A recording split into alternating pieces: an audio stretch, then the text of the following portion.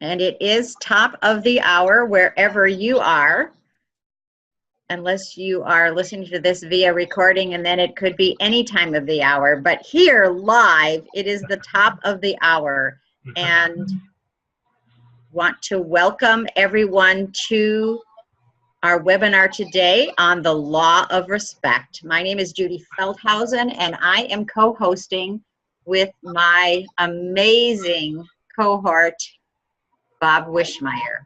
Thank you, Judy. Thank you. Good to be here, you guys.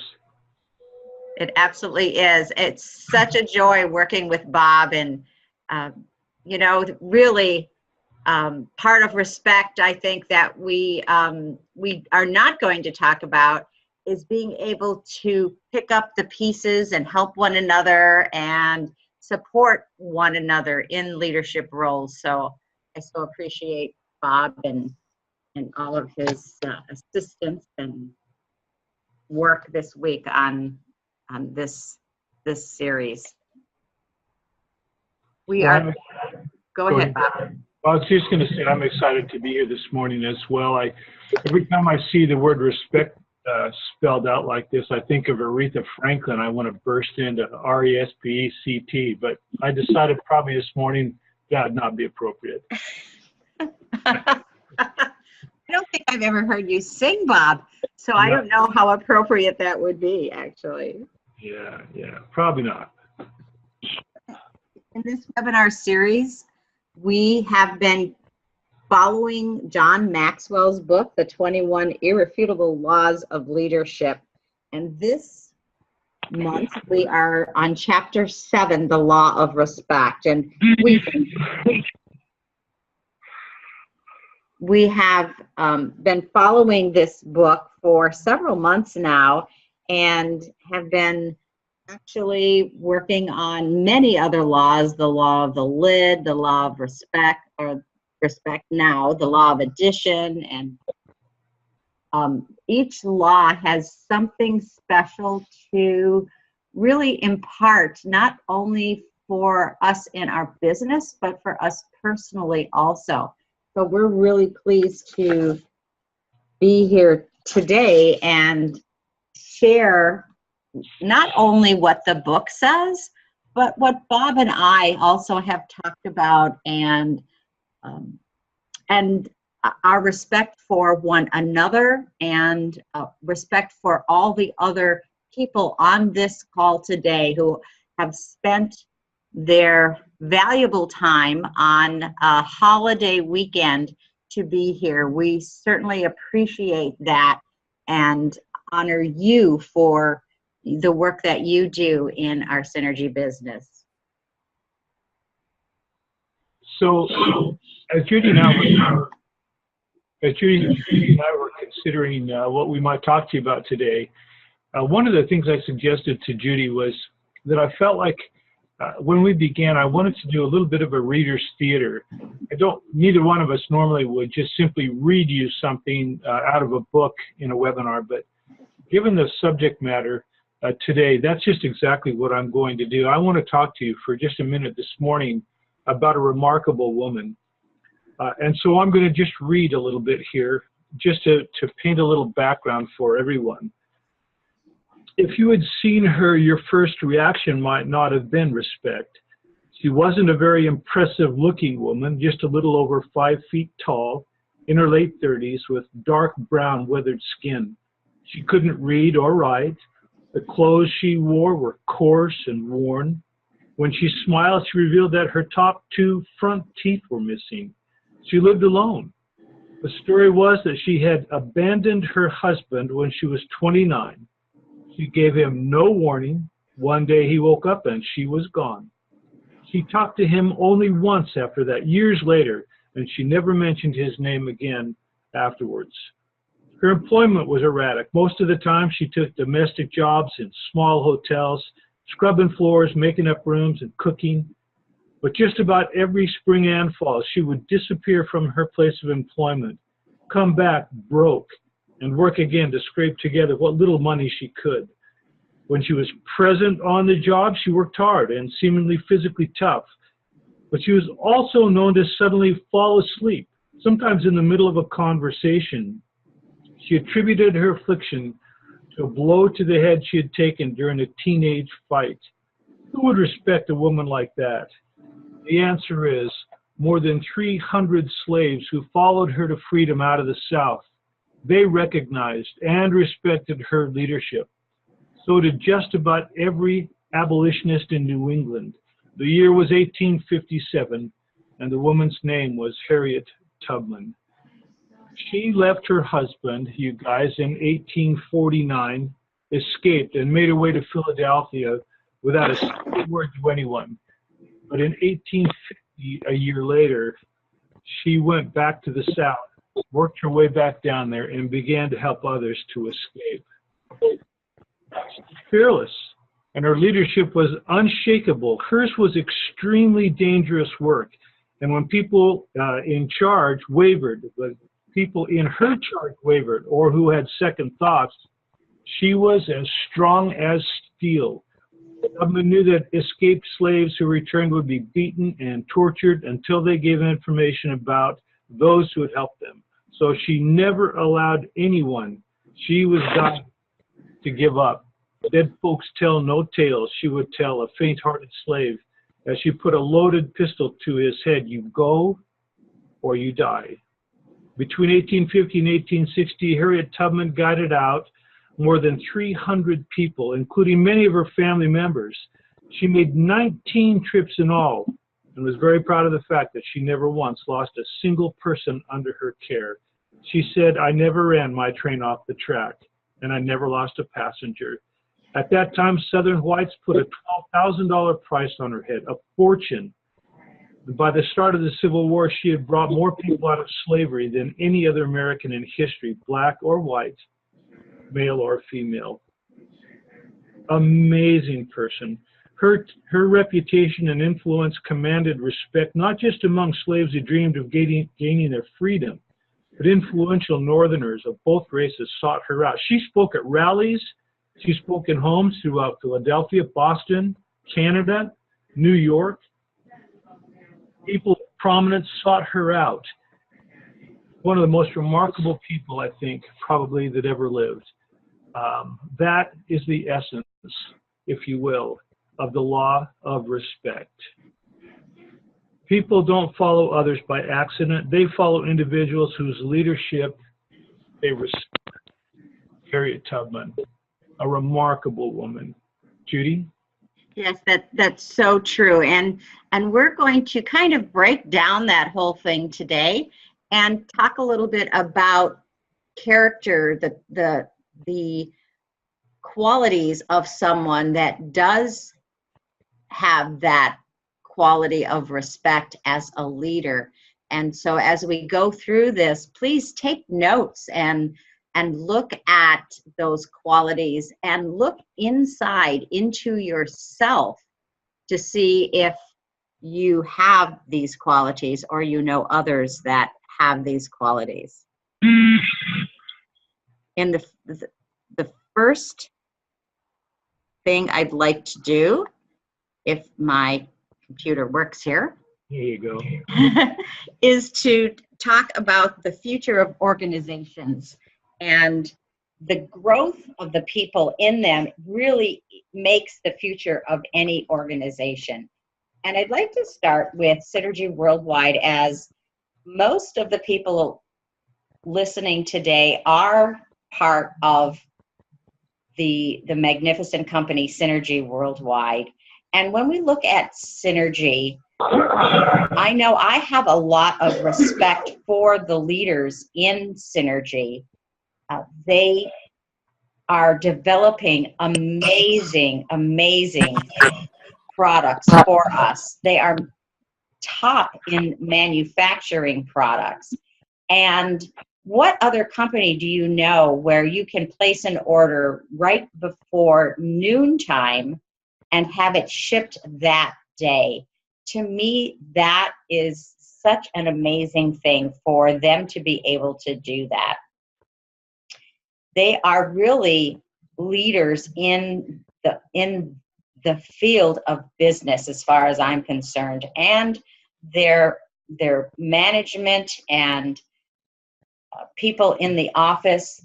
I respect them so much for what they do and the things that they decide every day. One of the things, though, is the future of our organization, of the organization of Synergy, does not only include that part of Synergy, because you can have the best products, you can get it out to people, but you really have to have another part of the organization. And that part of the organization, I believe, is the distributors of the organization. Those of us on this call that want to promote the products and help all the people in the world for eliminating heart disease or creating better faces, holistic skin care, and also healing our guts. So it is our responsibility to help grow this organization and to become leaders ourselves in the organization. And, you know, it's amazing to me. Everyone knows Dan Hammer. When we go anywhere, everyone looks at Dan Hammer. And it's interesting because in most hierarchical organizations, people respect the person at the top. Whether it is, you know, a double presidential or an emerald in our hierarchy. But when you look at leadership, Dan is known as a leader and he's respected as a leader. And he currently does not hold that title in Synergy.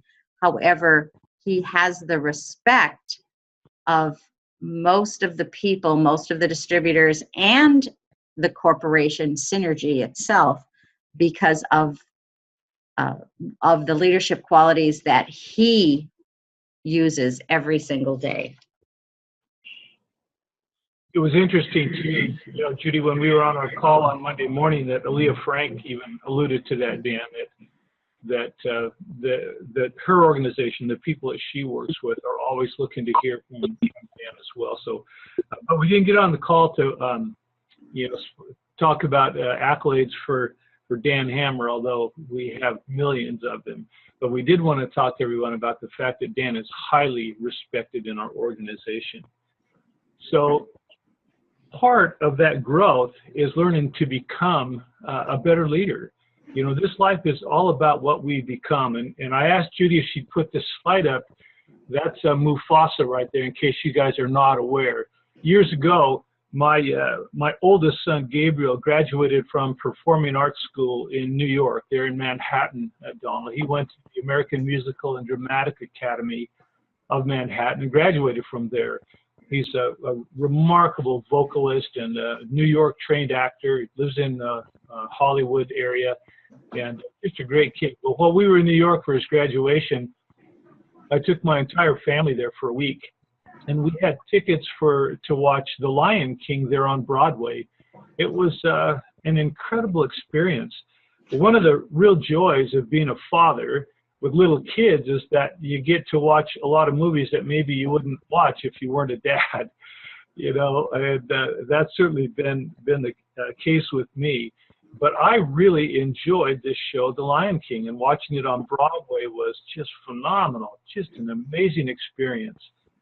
There's a part in the movie where this young lion, Simba, went away. He's grown up now, but he's having something of an epiphany. And at one point, there he is, looking up into the night sky and pondering things. And there in the night sky, he sees his father, who's deceased, Mufasa, looking down at him. And they have this conversation. And his father says to him, "My son, you are more than what you have become." I've never forgotten that line because there's application there, I think, for all of us. We need to become better people.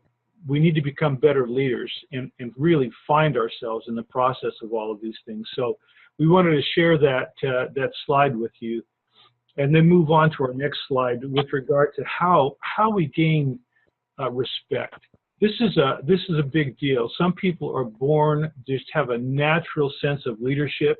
They're born with great skills and ability to lead others, but not all leaders are created equal. If you possess natural leadership ability, people will want to follow you. They will want to be around you. They'll listen to you.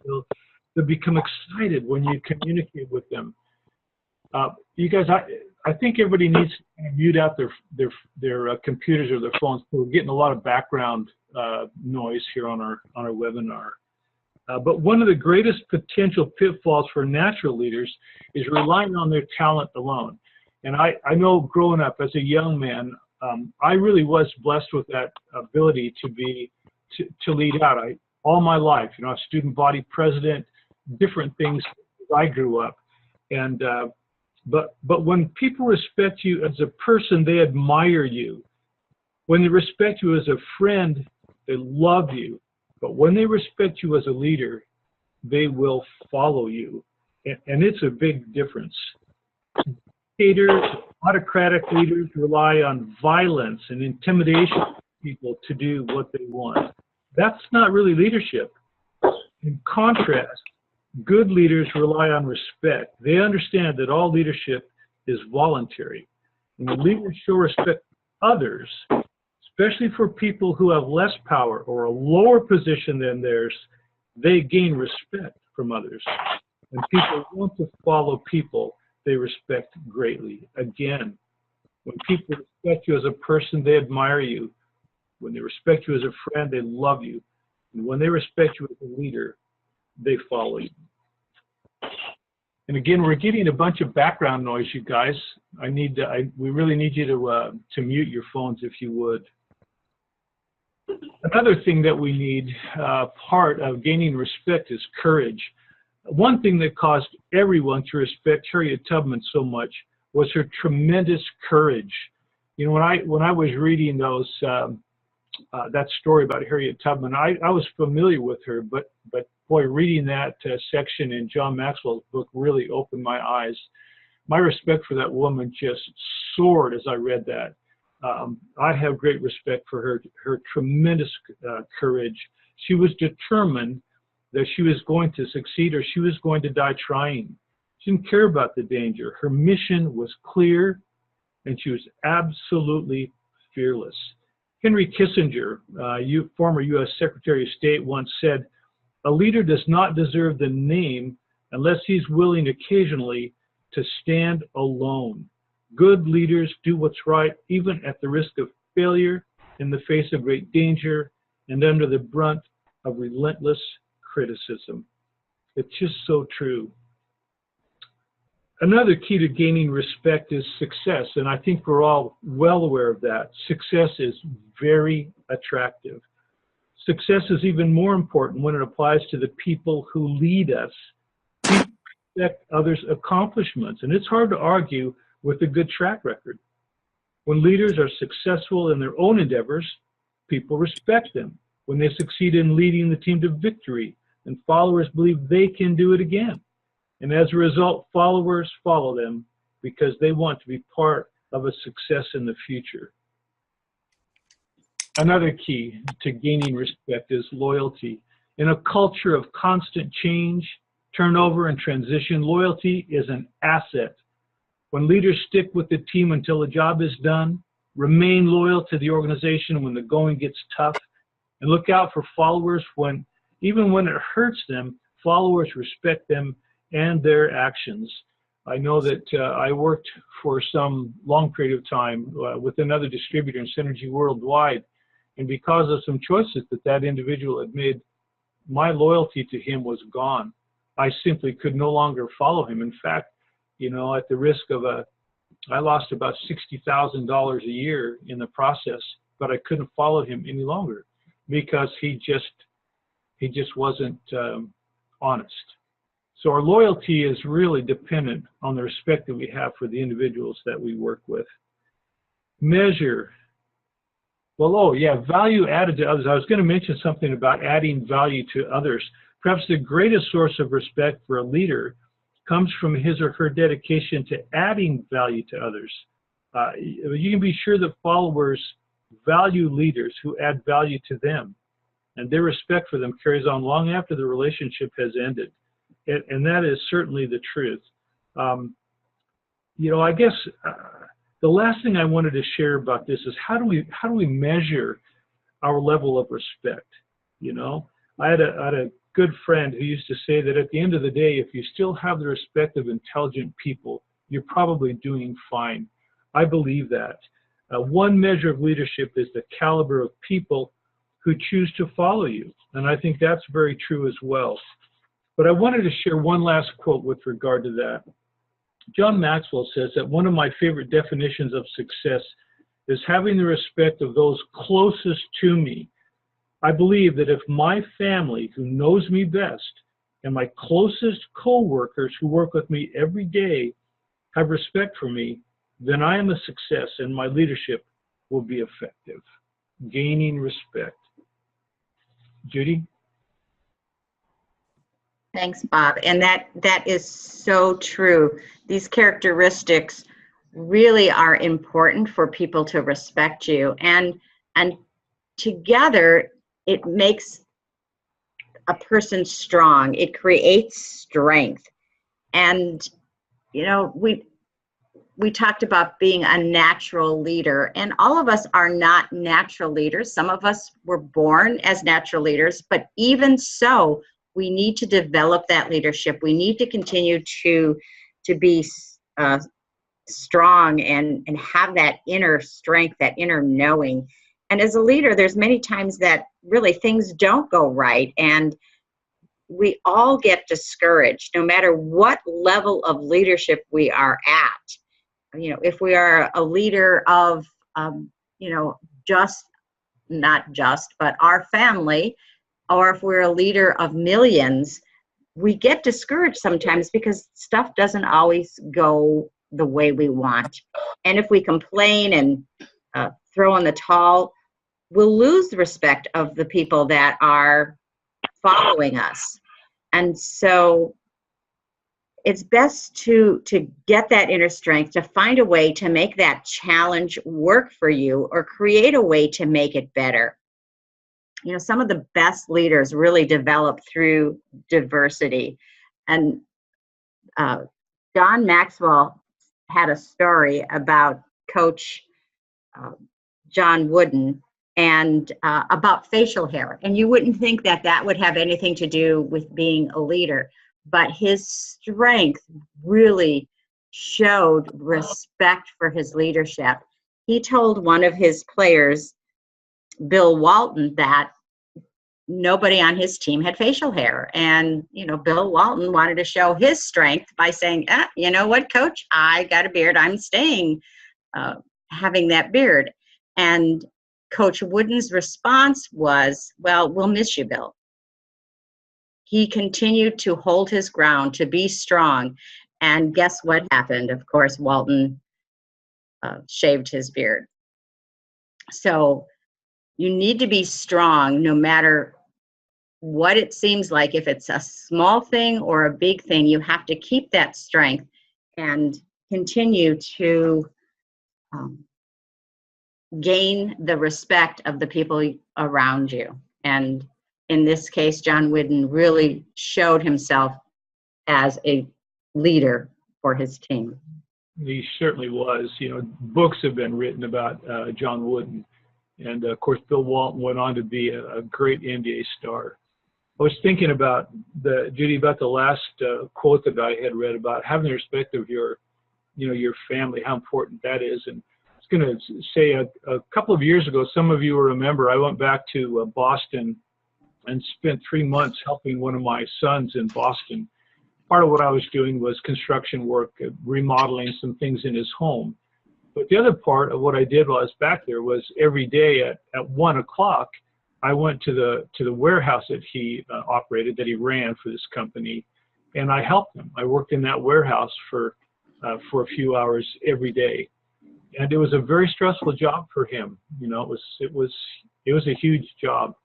And I walked in there one day and greeted the other workers and walked up to my son, who reached over and slipped his arms around me, and he said, "Dad, you will never know what it means to me to see you walk in that door.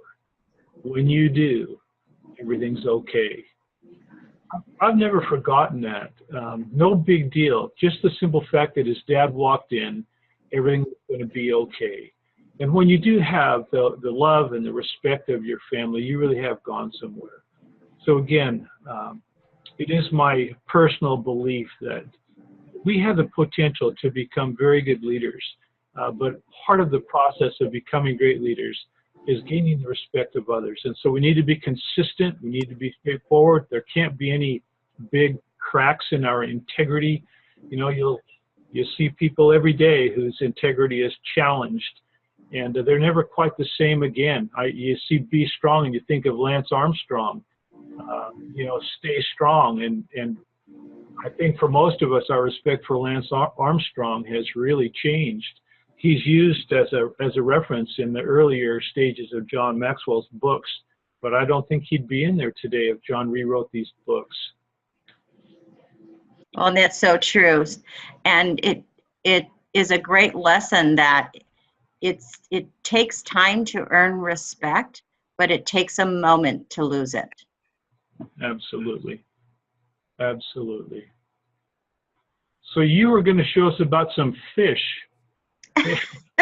I love this picture. You see that little one out front there? That's Judy Feldhausen out there taking off. Absolutely, absolutely. So, you know, I think that we all have to decide who we want to follow, whether that person is a leader in the community or a leader of the country or a leader of the family. We get to choose. And if they don't have the characteristics that we admire, we don't need to follow them. I don't think we should, you know, give blind respect. We talk about earning respect and developing respect. It's so important, isn't it, Bob? It's absolutely. Absolutely. Is that me making a funny noise? I don't know. I don't hear the funny noise. Okay, maybe it's just my computer. I was getting a little background there. But no, you're so right. And you know, we're not a school of fish. We're not a bunch of sheep following somebody. We pay attention. We make choices ourselves. But we certainly do look to certain people for leadership skills. And you know, we mentioned a minute ago about the great work that Dan Hammer has done in our organization, but Dan's respected throughout the entire company, and he's earned that. You know, people do follow Dan and the things that Dan has created for our organization. But it's the same for all of us, Judy. You've been a business coach, a friend. You know, we all look to you with great respect and follow you. You know, if you will.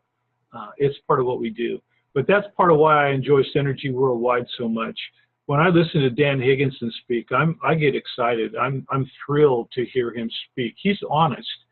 I mean, he's blunt. Sometimes when he talks, you think he's, you know, like just stepped out of the Stephen Covey group. And other times when he talks, you think he's just come out of the hayfield. He's just straightforward and smart. And I respect that. I respect Dan Norman. I have a great respect for Dan Norman. And so I follow these men. I pay attention to what they have to say, not blindly. None of us do this blindly, but certainly we're wise enough, I think, all of us, to choose who it is that we're going to follow and why. And I guess why probably is really key to that as well. That's so true, Bob. And as we are following leaders, I think we also have to decide on who we are to become a leader of respect. I know one of the coaching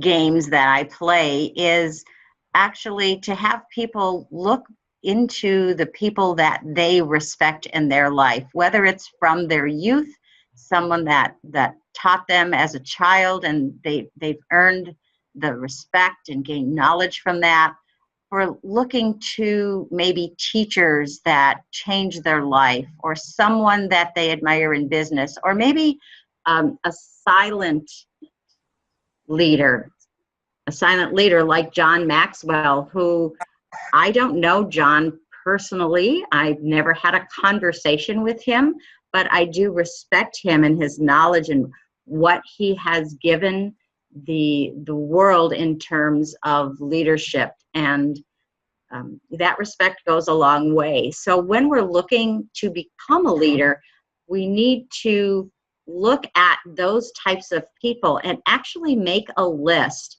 of the qualities. And we talked about several of them previously, but maybe you have some more qualities that you really admire in people, and take those qualities that you've listed and then work on improving yourself with those qualities. You know, whether it is loyalty or education or just being a person that has a lot of respect. Look at those qualities and start working on yourself to gain those qualities. And believe me, you will gain respect of others when you do that. Yeah. So you know, I was in 1978, Bonnie and I moved to Western Montana, and I was introduced to some men there in Western Montana who really had a profound impact on my life. There was about 5 or 6 men, ranchers, hardworking men, a couple of attorney friends of mine, and those men had a profound influence. They mentored me. I was young, had a young family, starting out in business. I was a little confused. I was raised by women, to be frank. I didn't really have a male figure in my life growing up, and so these great, strong men came into my life when I was still fairly young, and they mentored me. I loved them. My respect for them was huge. To this day, I get teary-eyed when I think about them. Some of them have passed away since then. My respect for them was just deep and long, and so I followed them. They mentored me, and I followed them. So application, of course, application is the key. Knowledge without application just sort of condemns us, I think. Yeah, that's so true. That is so true.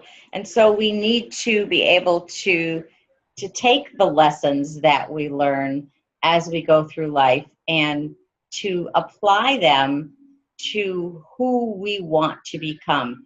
Because, none of us are finished yet. And that's the good news. We have a long way to go, and thankfully that is true. Yeah, exactly. So, questions, thoughts, anybody with regard to this law of respect? Timothy here. Yes, Timothy. This was a real feel-good morning. Thank you. Man, Dad,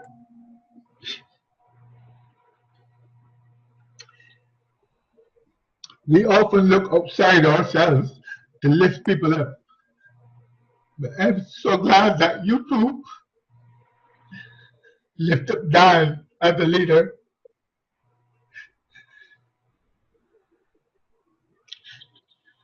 A respected person. I've had the chance to meet him one time and left on me an indelible impression. I'm so glad that you took the time to lift Dan up as being his peers and not look outside our organization. Thank you so much. Thank you, Timothy. Thank you, Timothy. Very kind.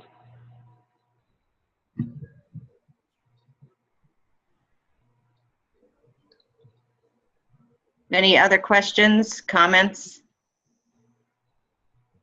answers? Well, I think we've done it. So, me too, and just about on time. yeah. Thank you, Judy. I so appreciate it, Bob. It's such a pleasure doing doing webinars with you. Yeah, it's a lot of fun. We have a lot of respect for one another. Everybody, thanks so much for joining us today. God bless you all, and we'll see you all again before you know it.